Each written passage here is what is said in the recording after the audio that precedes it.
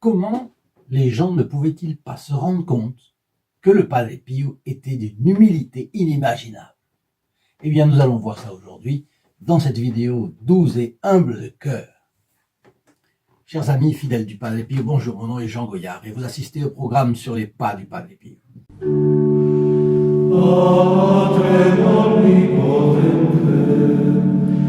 Eh bien, vous savez que l'union conduit à l'imitation. L'union avec Dieu fait, l'admiration de Dieu fait vivre l'objet admiré, le sujet admiré dans le cœur de la personne qui admire. Et le Padre Pio a été un exemple de cela absolument extraordinaire, un exemple vivant. Exemple de cette phrase de notre Seigneur Jésus-Christ dans l'Évangile. Vous le trouverez dans l'Évangile selon saint Matthieu au chapitre 11. Je vous le mets dans la description. « Prenez sur vous mon joug et recevez mes leçons, car je suis doux et humble de cœur, et vous trouverez le repos de vos âmes. Car mon joug est doux et mon fardeau léger. » Vous l'avez entendu ça combien de fois? Mais c'est d'une poésie extraordinaire et d'une vérité extraordinaire. Alors nous nous rechignons tellement facilement devant le poids de nos croix, devant le devoir aussi. Mais quand nous les acceptons, ces croix, nous nous rendons compte que petit à petit nous devenons de plus en plus flexibles avec la grâce. Nous nous rendons compte que nous devenons plus attentifs à la grâce qui vient d'en nous. Je fais une petite parenthèse. Vous qui n'êtes pas encore abonné à notre chaîne, eh bien, je vous le propose gratuitement en cliquant sur le bouton approprié dans la description de cette vidéo et en actionnant la clochette. Et là, vous ne perdrez aucun des fioletti du Padre Pio, mais en plus, vous entrez instantanément dans les intentions du prêtre qui célébrera la messe de midi le vendredi qui suivra votre clic d'abonnement. Alors, voyons comment deux vertus de première importance passent parfois inaperçues lorsqu'on parle du Padre Pio. Et pour commencer, l'humilité.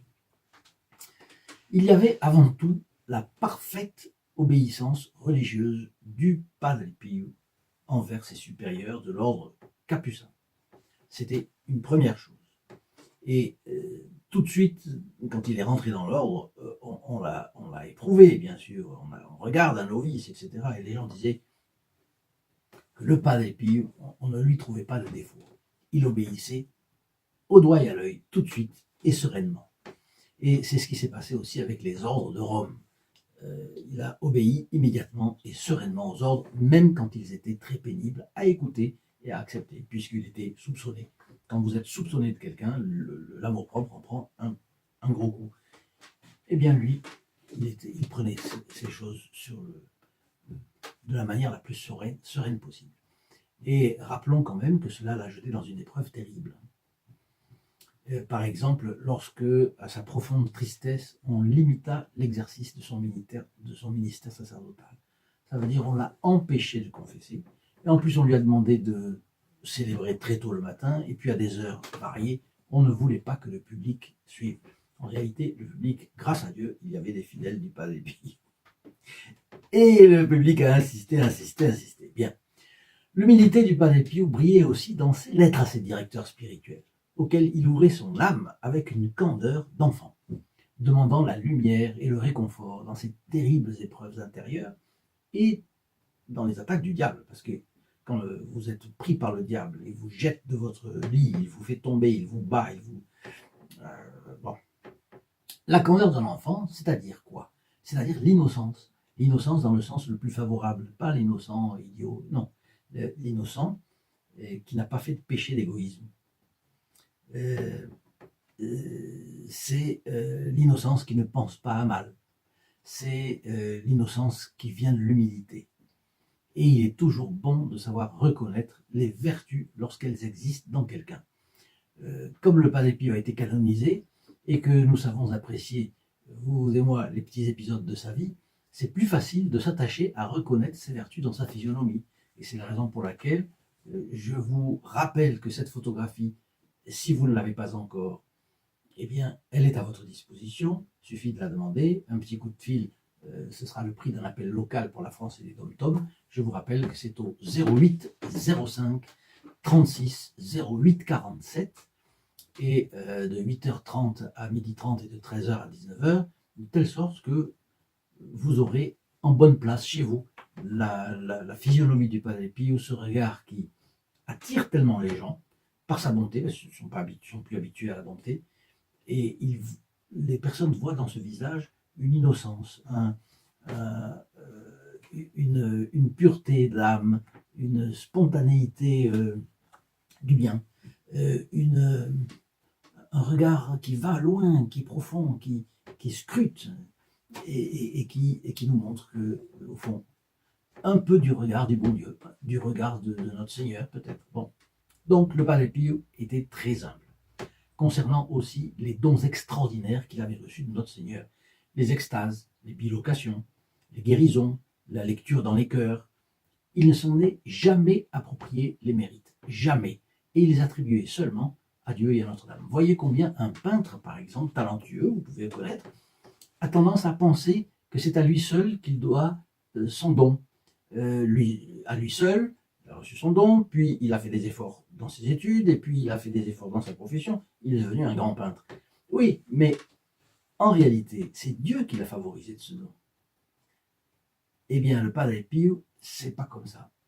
Le Padre Pio, il avait des dons hors concours, absolument hors concours, et il ne se les attribuait pas. C'était toujours Dieu qui lui avait donné, qui pouvait... voilà. Donc, il les attribuait à Dieu et à la Sainte Vierge Marie. Donc, quant aux dons incomparables et stigmates, non seulement il ne s'y est jamais complu, mais pour lui, ils étaient une source de grande confusion. Vous savez qu'il a demandé à Dieu même la grâce de les retirer, les signes extérieurs, pour que les gens ne les voient pas. Il voulait bien en avoir les souffrances, mais pas les signes extérieurs, parce que c'était la confusion que ça lui apportait.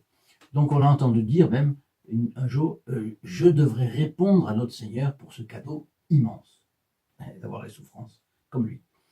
J'ai oublié de vous dire une chose, c'est que tout cela, je l'ai tiré d'un livre. C'est pas un livre d'ailleurs, c'est un article. C'est la revue The Voice of Padre Pio, c'est-à-dire la voix de Padre Pio, c'est une revue, je pense que c'est américain, et l'article est écrit par Monseigneur Paolo Carta, évêque émérite de Foggia. Foggia, c'était disons l'évêque dont l'évêque de Manfredonia, qui était l'évêque dont dépendait le Padre Pio, mais dont l'évêque de Manfredonia était suffragant, c'est-à-dire au suffragant, je ne sais plus comment on dit. Mais enfin voilà, c'est pour vous dire que c'était quelqu'un qui avait de quoi connaître le Padre Pio, n'est-ce pas? C'était quand même un territoire très voisin, et l'évêque de Manfredonia dépendait de cet évêque. Bon, pour certaines choses. Donc, le Monseigneur Carte a dit la chose suivante. Ceux qui connaissent bien le cœur humain, avec son formidable instinct de fierté et de présomption quand on conquiert de grandes œuvres, eh bien, les personnes sont saisies de voir que le Padre Pio n'a jamais voulu s'attribuer le mérite d'avoir construit le fameux et grand sanctuaire Notre-Dame-des-Grâces et l'hôpital, non moins fameux, non moins phénoménal, de la maison du soulagement des souffrances, Casa Sollievo della Sofferenza, comme on dit en italien. C'est toujours Monseigneur Paolo Carte qui parle, j'étais assis près de lui le 5 mai 1956, lorsque l'hôpital a été solennellement inauguré, en présence du cardinal Lercaro et d'un groupe de personnalités de haut rang, venus de diverses régions du monde. Loué par divers discours, le Padre Pio fut l'objet d'une admiration universelle. Couvert d'applaudissements, vénéré par tous, honoré de la présence et de l'intervention d'un cardinal. Mais je le voyais, la tête baissée, paraissant indifférent à tout, et je me suis dit, et voilà le Padre Pio, humble au milieu de tant de gloire. Et c'est avec cette humilité sincère qu'il fit un bref discours. Voilà comment il a commencé son discours. C'est le Monseigneur Carta qui le raconte. La maison du soulagement de la souffrance est achevée. Je remercie les bienfaiteurs de toutes les régions du monde qui ont coopéré à cela. C'est ce que la Providence a créé avec vos aides. Donc vous voyez, c'est pas lui qui l'a créé, alors que c'était lui l'âme, il a poussé tout, etc. Non, il renvoie à Dieu les choses. C'est la Providence qui a créé tout cela avec vos aides. Je vous la présente, l'hôpital, la maison. Admirez-la et bénissons le Seigneur, notre Dieu, ensemble. Vous voyez comme c'est intéressant.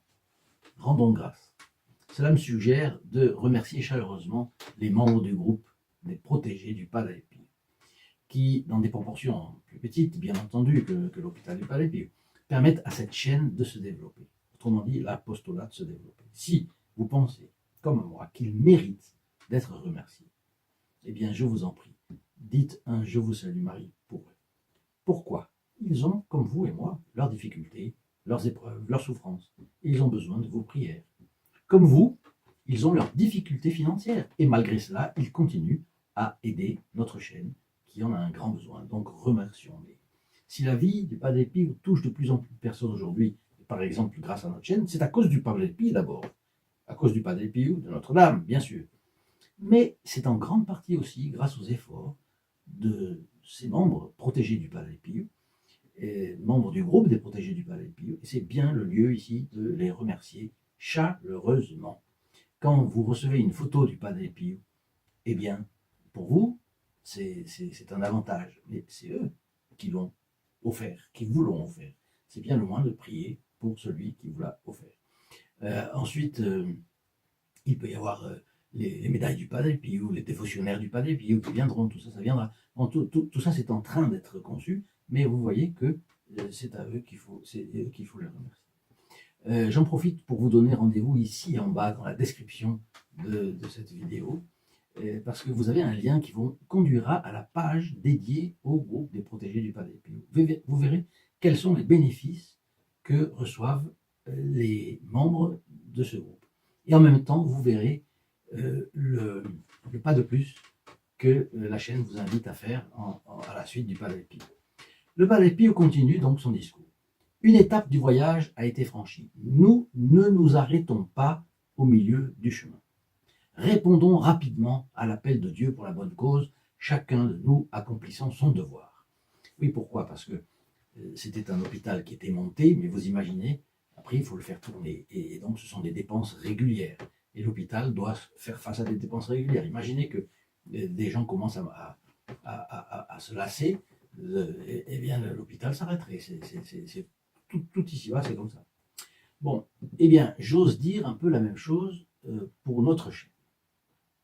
Parce que c'est la bonne cause. Eh bien, il y a environ 9 mois qu'elle a été lancée, effectivement, je veux dire, dans les faits. Et quel dommage si on s'arrêtait au milieu du gué. Ce que dit le Padre Pio sur ce qu'il avait fait, c'est plus ou moins transposable à l'apostolat qu'il fait aujourd'hui dans nos pays francophones. Car on ne fait rien sans rien, vous le savez bien. Imaginez qu'au fur et à mesure que nous avancions, il y ait des gens qui se lassent de partager les vidéos du Padre Pio, par exemple. Eh bien, ça perdrait le dynamisme. Donc, ce que je vous demande instamment, c'est de partager ces vidéos. Vous en avez presque 200. Vous pouvez choisir en allant sur la chaîne, n'est-ce pas, sur les pas du Padre Pio.fr. Vous allez voir, vous en avez environ 200. Vous pouvez choisir celle qui vous touche le plus ou qui touchera vos amis le plus et envoyer, partager. C'est une chose très très importante. Vous êtes le dynamisme de la chaîne. C'est vous, c'est pas moi. Donc, faites s'il vous plaît tout ce que vous pouvez. L'apostolat du Padre Pio ne peut pas reculer. Combien de gens sont encore dans les griffes du diable aujourd'hui? Et le Padre Pio peut le faire. Vous serez le petit trait d'union d'un clic, quelques clics de votre table, de chez vous, tranquillement. On ne vous demande pas d'aller dans la rue faire. Non, on vous demande simplement quelques clics. Faites-le s'il vous plaît. Alors, Padre Pio va terminer son discours. Vous allez voir, comme il est humble. C'est un discours rapide où tout est dit, mais il ne monopolise pas le micro. Hein, c'est le moins qu'on puisse dire. Voilà comment il termine. De mon côté, avec la prière incessante d'un serviteur inutile de notre Seigneur Jésus-Christ. Vous voyez comme il dit, lui, un serviteur inutile de notre Seigneur Jésus-Christ. Et du vôtre, avec le désir ardent d'inclure dans vos cœurs toute l'humanité souffrante, pour l'offrir avec moi à la miséricorde du Père Céleste. Vous voyez, donc, de mon côté, avec la prière incessante d'un serviteur inutile de notre Seigneur Jésus-Christ, et du vôtre, avec le désir ardent d'inclure dans vos cœurs toute l'humanité souffrante pour l'offrir avec moi à la miséricorde du Père Céleste. Eh bien, allons de l'avant dans un esprit d'humilité. Haut les cœurs. C'est comme ça qu'il termine son gentil discours. Mais la plus forte, alors c'est le Monseigneur Carte qui continue, Mais la plus forte tentation de complaisance humaine pour son œuvre aurait pu venir d'un autre fait significatif. Il aurait pu venir d'ailleurs. Allons voir qu'est-ce que c'est. Pardon. Voir à genoux devant lui des confesseurs, des directeurs spirituels, des personnalités éminentes de toutes les sphères de la société. Voir des religieux, des prêtres, des évêques, des archevêques, des cardinaux, des hommes célèbres venus de régions et de pays très lointains, tous désireux de recevoir de lui l'absolution, une parole éclairée de consolation et d'espoir. Ça aurait pu donner de l'orgueil à quelqu'un s'il n'avait pas été extrêmement humble. Eh bien, Monseigneur Carta continue, le Padre Pio restait indifférent à l'hommage des soi-disant grands hommes de ce monde, car il était habitué à voir, dans ceux qui venaient à lui, des âmes qui avaient besoin d'être purifiées, sanctifiées et sauvées. Nous nous arrêtons ici pour aujourd'hui. Nous avons évoqué l'humilité du Padre Pio, ou de moins, dans la deuxième et dernière vidéo, nous parlerons de, c'est normal, 12 et 1 de cœur. Aujourd'hui l'humilité, demain la douceur. Mettez votre like s'il vous plaît, mettez-moi vos commentaires également, et je vous souhaite une très bonne journée avec le Padre Pio. Au revoir. In nome del Padre, del Figliolo e dello Spirito Santo, e così sia. Sia lodato Gesù e Maria, e